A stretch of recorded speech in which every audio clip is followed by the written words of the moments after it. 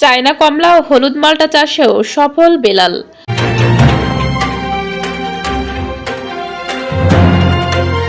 আসসালামু আলাইকুম দর্শক, সকলকে আমন্ত্রণ জানাচ্ছি বিবিআর নিউজের কৃষি সংবাদে।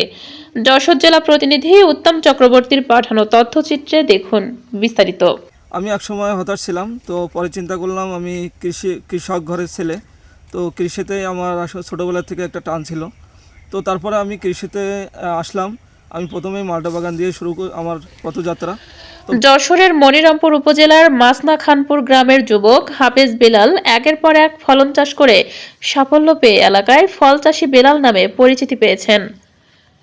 এবার চায়না কমলা ও হলুদ মাল্টা চাষেও ঈর্ষণীয় সাফল্য অর্জন করেছেন।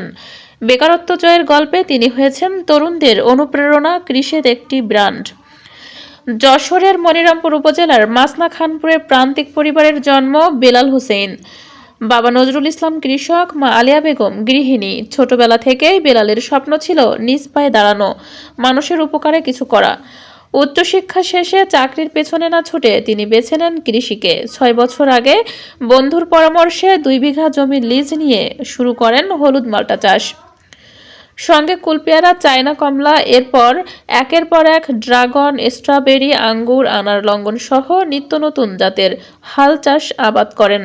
এভাবে গড়ে ওঠে মিশ্র ফলের বাগান। শুরুর 2 বছর ফলন আশা অনুরূপ ছিল না, কিন্তু কৃষি বিভাগের নিয়মিত তদারকি আর নিরলস পরিশ্রম বদলে দেয় দৃশ্যপট। মোট ব্যয় 6 বছরে প্রায় 6 লাখ টাকা আর আয় হয়েছে 15 লাখ টাকারও বেশি। চলতি মৌসুমে হলুদ মাল্টা ও চায়না কমলায় পেয়েছেন বাম্পার ফলন। এখন তার শুকরিয়া এগ্রো ফার্ম শুধু বেলালের নয়, এলাকার শ্রমজীবী মানুষেরও ভরসার জায়গা। ইউনিয়নের মাসনা গ্রামের হাফেজ মোহাম্মদ বিলাল সাইফি একজন তরুণ শিক্ষিত উদ্যোক্তা।